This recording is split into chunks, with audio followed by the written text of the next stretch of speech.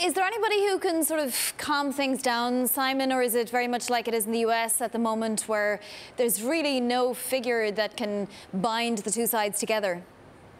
Well, that figure is Theresa May, obviously weakened by the election in June, which didn't deliver the result she was expecting. But she's on holiday now. I think she has this day in Belgium today, but was in Italy last week. It's off to, I think, the Swiss Alps for another couple of weeks.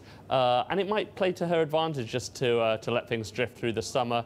Obviously, the other cabinet ministers will take breaks at some point, but we're into the silly season to some extent when all the bits of news are leapt upon. But until the end of August, I think Theresa May is probably happy to wait and see how things slug out until she can come back and try to resolve them.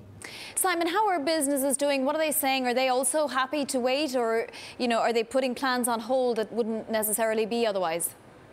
Well, they were very happy on Friday with this talk of a transition from Philip Hammond, talk of consensus within the cabinet. Less happy today. They'd like the continued clarity, and a Lloyd's index showing that business confidence is a 6-month low. So what businesses want is clarity. They thought they had some on Friday. They're perhaps not so confident over the weekend.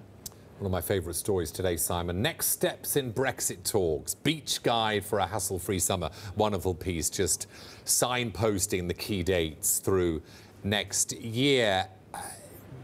Given what Nikos has written, how soon before we can move on from Irish border, Brexit bill, EU nationals in the UK and onto the meat and bones, the transition and actually a trade deal? Well, that's the key question going into the autumn. Last week we saw signs from Brussels about disappointment about how the talks have progressed so far. Both sides were originally eyeing October as that moment that the rest of the EU will say, OK, you've done enough, we can now start to talk about trade. Now conversations are starting to say, well, it might be December before that deadline is reached.